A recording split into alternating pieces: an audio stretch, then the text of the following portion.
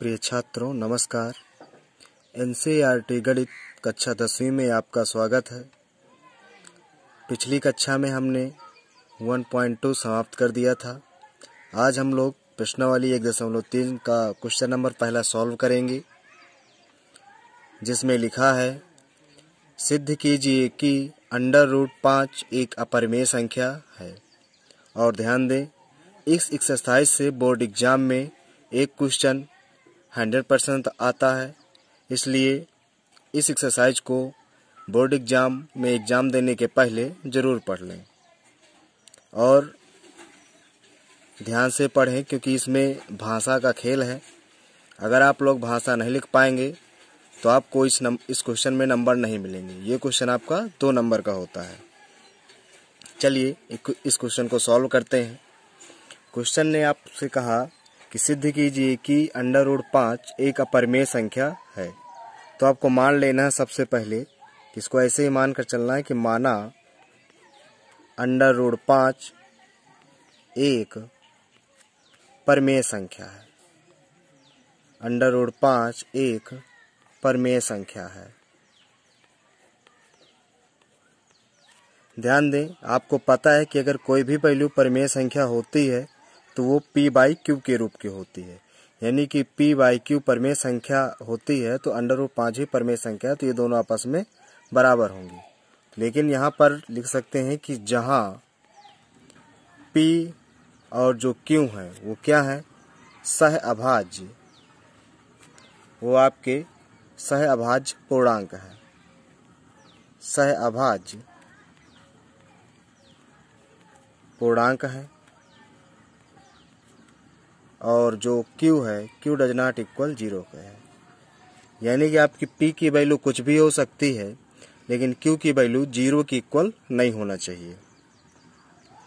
तो सहअभाज्य का मतलब होता है आपका, यानी कि P और Q के जो गुणनखंड हैं वो आपके सेम नहीं होने चाहिए। यानी कि जैसे मान लेते हैं कि P के गुणनखंड आपका 2 आया और Q का भी गुणनखंड 2 आया, तो अगर ये दोनों सेम हो जाएंगे तो ये आपके सहअभाज्य पूर्णांक नहीं कहलाएंगे। इसलिए हमने यहाँ पर लिख दिया है कि P और Q सहअभाज्य पूर्णांक है। तो ध्यान देंगे, क्वेश्चन हम सॉल्व करेंगे। अगर P और Q की वैल्यू सेम आती है तो ये परिमेय संख्या नहीं होगी। अगर P एंड Q की वैल्यू सेम आती है तो आपकी परिमेय संख्या होगी, परिमेय संख्या नहीं होगी। चलिए सॉल्व करते हैं क्वेश्चन। अब दोनों तरफ वर्ग करने पर, दोनों तरफ वर्ग करने पर जैसे ही हमने वर्ग किया, p/q का वर्ग बराबर √5 का वर्ग। ध्यान देंगे यहाँ पर p का वर्ग क्या होगा, p² बटे q² बराबर, और √5 का वर्ग आपका 5 हो जाएगा। तो यहाँ पर जो p² की वैल्यू आ गई, p² बराबर 5q²। इसको हम लोग समीकरण नंबर 1 मान लेते हैं। अब इसको आगे सॉल्व करते हैं। यहाँ से अगर हम q² की वैल्यू निकालना चाहें, q² बराबर आ जाएगा p² बटे 5, क्योंकि ये गुणे में है 5 जब गुणे में है तो जब बराबर किस साइड जाएगा तो इसके बटे में पहुंच जाएगा। तो अब ध्यान दें, यहाँ से हमने देखा कि जो p² है वो 5 से क्या हो रहा है, विभाजित हो रहा है। तो हम लिख सकते हैं कि यहाँ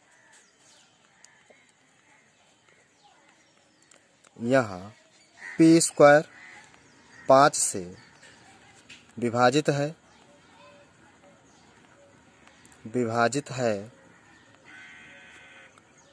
अतः p भी 5 से विभाजित होगा। इसको हम लोग स्थिति 1 मान लेते हैं। स्थिति 1। अब ध्यान देंगे, तब अगर p 5 से विभाजित है तो p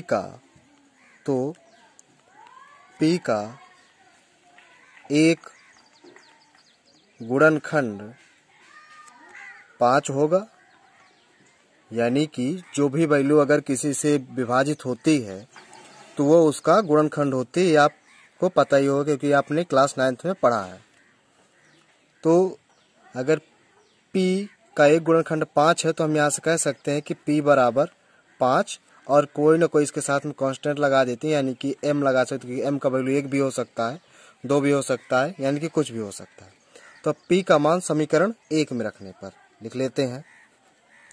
P का मान समीकरण 1 में रखने पर, जैसे हमने P का मान 1 में रखा तो P का मान है 5m, तो 5m का स्क्वायर बराबर 5, यहाँ पर क्यू स्क्वायर था। ये हो गया आपका 5 × 5 = 25 m स्क्वायर बराबर 5 क्यू स्क्वायर। 5 से इसको काट देंगे, 5 का नाम 5, 5 × 5 = 25, तो मिल क्या गया क्यू स्क्वायर बराबर 5 m स्क्वायर। यहाँ से अगर m स्क्वायर की वैल्यू निकालें तो m स्क्वायर बराबर क्यू स्क्वायर बटे 5। देखिए यहाँ पर वो एक कंडीशन बन गई कि जो क्यू स्क्वायर है वो 5 से विभाजित होगा, तो लिख सकते हैं कि यहाँ क्यू स्क्वायर 5 से विभाजित है, 5 से विभाजित है, तो क्यू भी 5 से विभाजित होगा, अगर क्यू भी 5 से विभाजित होगा तो लिख सकते हैं यहाँ पर, तो क्यू का एक गुणनखंड 5 होगा, यानी कि यहाँ से क्यू बराबर भी हमारा 5m निकल आया। इसको हम समीकरण 2 मान लेते हैं, इसको 3 मान लेते हैं, और इसको स्थिति हम लोग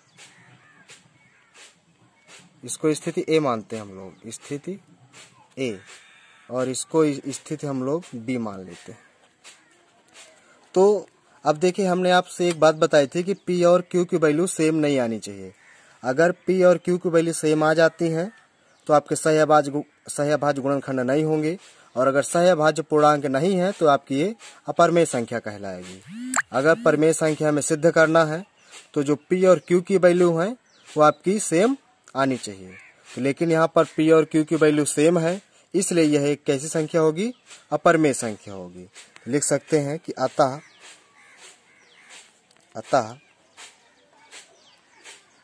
स्थिति A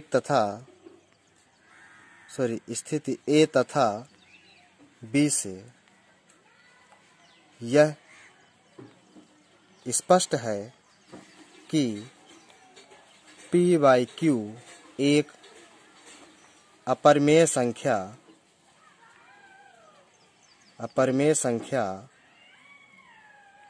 है। अगर P/Q अपरिमेय संख्या है तो P/Q की इक्वल ही आपका √5 है, तो लिख सकते हैं कि इसलिए √5 एक अपरिमेय संख्या होगी। इसलिए हम कह सकते हैं कि √5 भी एक अपरिमेय संख्या होगी। तो छात्रों, मैं आशा करता हूं कि आपको ये वीडियो पसंद आया होगा।